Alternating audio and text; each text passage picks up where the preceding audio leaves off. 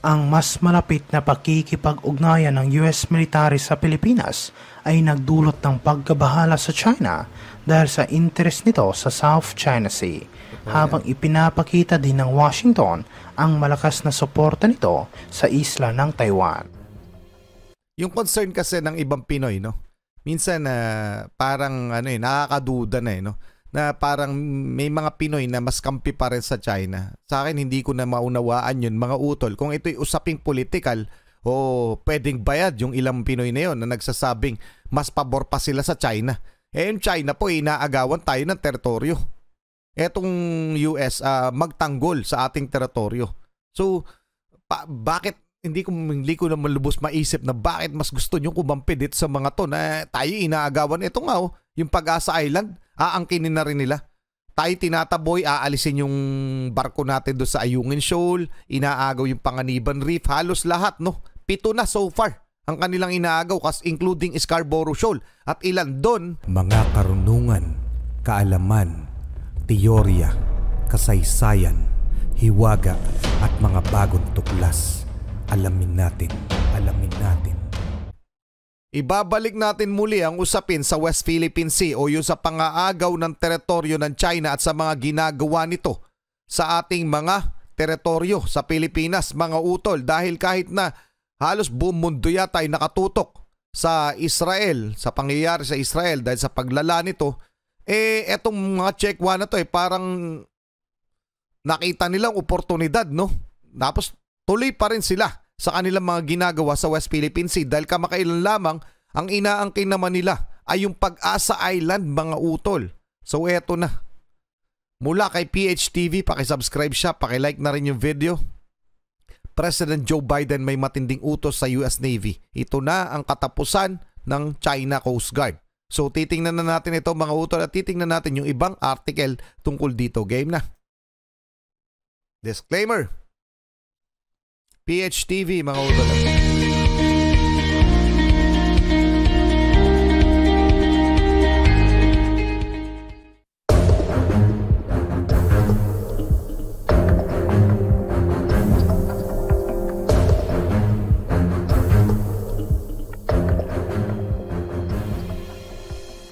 Iniulat na isang source na inutusan umano ni US President Joe Biden ang US Navy na kumprontahin ang Chinese Coast Guard sa West Philippine Sea upang matigil na ang mga ginagawa nitong agresibong aksyon sa nasabing karagatan.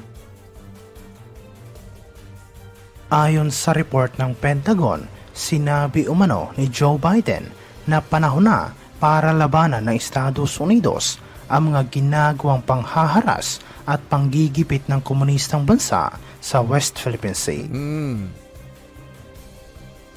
Sinabi naman ng tagapagsalita ng Pentagon na si John Kirby na hindi na umano tama ang mga ginagawa ng China sa West Philippine Sea at balak nila itong pigilan sa pamamagitan ng pagdideploy ng mga warships sa lugar.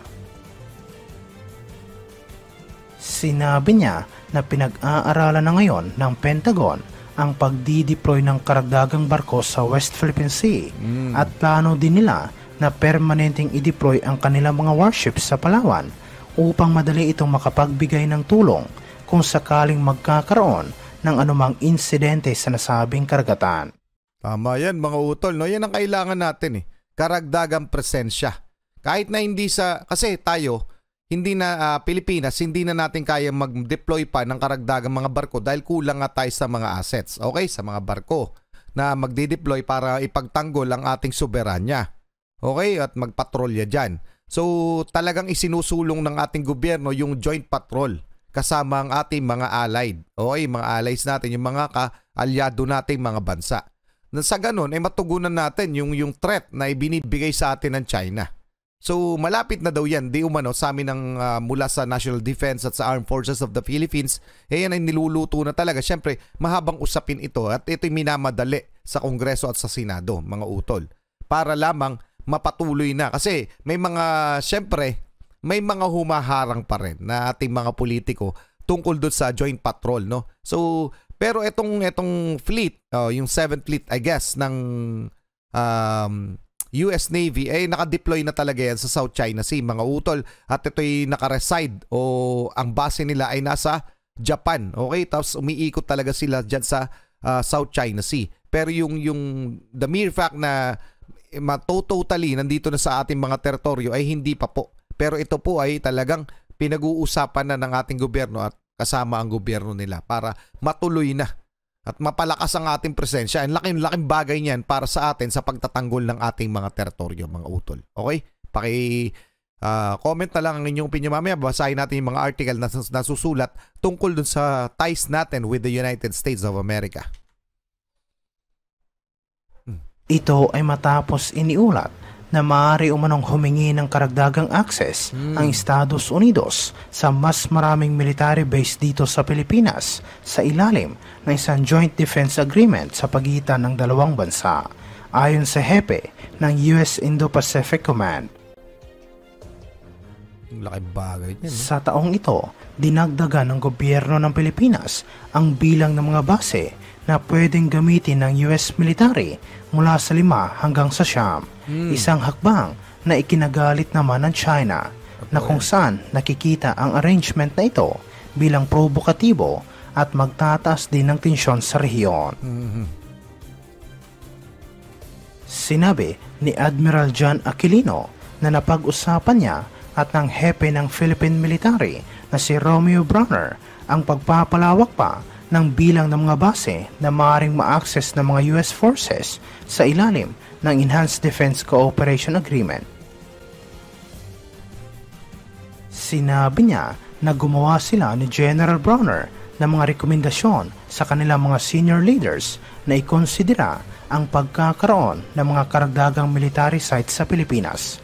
Ngunit binigyang diin niya ng US ay mag-ooperate lamang sa bansa sa imbitasyon ng gobyerno ng Pilipinas. Tama. Ang mas malapit na pakikipag-ugnayan ng US military sa Pilipinas ay nagdulot ng pagkabahala sa China dahil sa interest nito sa South China Sea, habang ipinapakita din ng Washington ang malakas na suporta nito sa isla ng Taiwan. Yung concern kasi ng ibang Pinoy, no? Minsan parang nakakaduda na no? Na parang may mga Pinoy na mas kampi pa rin sa China. Sa akin, hindi ko na maunawaan yun, mga utol. Kung ito'y usaping political o pwedeng bayad yung ilang Pinoy na yun na nagsasabing mas pabor pa sila sa China. Yung China po, inaagawan tayo ng teritoryo. Etong US, magtanggol sa ating teritoryo. So, bakit hindi ko naman lubos maisip na bakit mas gusto nyo kumampi dito sa mga to na tayo inaagawan. Ito nga yung Pag-asa Island, aangkinin na rin nila. Tayo tinataboy, aalisin yung barko natin doon sa Ayungin Shoal, inaagaw yung Panganiban Reef, halos lahat, no? 7 na so far ang kanilang inaagaw, including Scarborough Shoal. At ilan doon ay nilagyan na nila ng artificial island at hindi natin sila maitaboy doon sa ating mga teritoryo na pinipilit nilang angkinin. Ngayon, Pag-asa Island naman yung gusto nilang ihit. Dapat nagkakaisa tayo na ikundina itong mga ginagawa ng China sa West Philippine Sea. Mga utol. Tamang landas yung ginagawa ng ating gobyerno na palakasin yung ating ties with United States dahil ito sila handang dumepensa kasama natin dahil sa ginagawang agresibong aksyon itong China sa pang-aagaw ng teritoryo sa atin. So, para basahin, no? Ito yung yung sama-sama naval exercise sa West Philippine Sea. Nakamakailan lamang ginawa. Okay, mga utol? Philippines allies begin sama-sama naval exercise in West Philippine Sea. Ito'y paghahanda. Yung mga naval exercise na yan, yung mga military activities na yan. So, basahin lang natin ng konti, no? A Philippine fisherman deal with another round of Chinese bullying in Philippine waters, particular around Panatag, Scarborough Shoal, a multilateral naval exercise in West Philippine Sea jointly led by the Philippine Navy and US Navy kicked off yesterday. So sama-sama, okay? The exercise will include discussion and interoperability maneuvers with the Japan Maritime Self-Defense Force, Royal Australian Navy, Royal Canadian Navy, and United Kingdom's Royal Navy. Grabe, no? Sobrang dami ng kukuhakampi sa atin, mga utol. Doon pa nga lang sa US, finish na sila. Okay, pero kailangan talaga natin yan joint patrol mga utol. At may good news pala ako sa inyo mga utol dahil yung nuclear deal natin with US ay malapit na mapirmahan. Okay? So, palakas na lang tayo ng palakas. At syempre, habang tayo nagpapalakas ay nandyan naman ang ating mga kalyado. Napakaraming bansang nais tumulong sa atin dito sa issue natin sa China sa West Philippine Sea. Mga utol, at mamaya titingnan natin isang article tungkol dito. Pero bago yan, pa-comment ang inyong opinion. Ituloy na muna natin. Sinabi ni Bronner na ang layunin ng EDCA ay para mas mapahusay pa ang mga ginagawa nilang pagsasanay kasama ang mga US troops, lalong-lalo na ang kanilang humanitarian at disaster response, at iginiit ng hakbang na ito ay hindi nauugnay sa mga banta sa seguridad sa rehiyon. Samantala sa ibang aspeto naman, iniulat na isang source na kinumpronta umano ni dating Chinese President Hu Jintao si Xi Jinping dahil sa mga ginagawang agresibong aksyon ngayon ng Chinese military sa Taiwan Strait at South China Sea. Sinabi ni Hu Jintao na dapat umanong unahin ni Xi Jinping ang ekonomiya ng kanilang bansa dahil kasalukuyan umanong nahaharap sa isang malaking krisis ang China at dapat magsagawa si Xi Jinping ng mga hakbang upang mapalago muli ang kanilang ekonomiya. Isiniwalat din ni Hu Jintao na maraming miyembro ng Chinese Communist Party ang kumukontra sa mga polisiya ni Xi Jinping, lalong-lalo na ang mga ginagawa nitong agresibong aksyon sa South China Sea. Oo nga, malamang no? May mga kumukontra na dyan sa kanya, may mga nag-o-oppose na sa ginagawa nito sa West Philippine Sea, itong ng pamahalaan ni Xi Jinping. Malamang may mga kumukontra na sa kanilang mga political leaders din dahil syempre yung iba naman, hindi lahat nung nasa Chinese government malamang ay gusto ng gera kasi eto, walang ibang kalalabasan to mga utol. Pag patuloy iginiit ng China yung mga claims nila na yan, yung mga illegal claims nila na yan sa iba't ibang isla, sa mga iba't ibang teritoryo, saan ba yan mauuwi? Handang magtanggol ang Pilipinas at hindi lang naman Pilipinas ang makakalaban nila kung sakali na ito'y umakyat pa sa ibang level, maging armed attack, maging violente. Saan ba tutungo ito? Sa digmaan mga utol, syempre malamang yung ibang opisyal nila sa gobyerno sa China hindi rin naman gugustuhin na makipaggera sa United States. Buti sana kung alone United States. Dun pa nga lang hindi na nila kaya, napakadami. NATO, United Kingdom, United Nations. So, malamang walang matitirang kaalyado tong China. Syempre yung iba, yung mga leaders nila, nababahala na rin sa magiging resulta dito sa mga agresibong aksyon na ginagawa nitong pamahalaan ni Xi Jinping. So anong masasabi nyo dyan? Malamang ganun na nga. Diba mga utol? O tuloy na muna natin. Pa-comment na lang ang inyong opinion. Dahil natatakot umano ang CCP na baka mahalin tulad ang kanilang bansa sa Russia.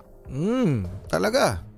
Hindi malayo. Naniniwala naman ang mga eksperto na patuloy umanong tumitindi ang tensyon ngayon sa loob ng Chinese Communist Party dahil sa kapalpakan ni Xi Jinping na maibalik ang sigla ng kanilang ekonomiya matapos ang pandemya.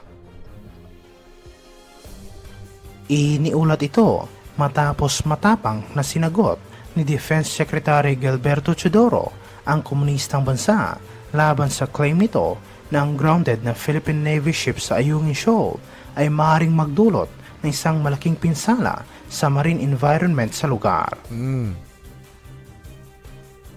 Sinabi ni Chodoro sa isang pahayag ng statement ng China na nagsasabi ng grounded na BRP Sierra Madre ay naging sanhi na isang malaking pinsala sa Ayungin ay isang hypocritical dahil ang komunistang bansa umano ang totoong sumisira sa mga bahura sa West Philippine Sea.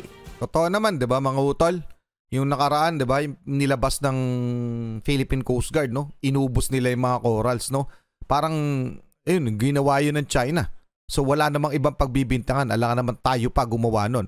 Yung mga maritime vessels nila na nakadeploy doon, pag alis, wasak na yung mga corals. Okay? So anyway, mga utol, etong gaya na sabi ko kanina, etong ginagawa na to ng China, wala namang iba itong idudulot na iba kundi maging gera kung hindi sila titigil. Ang pinaka the best way na gawin ng China talaga umatras.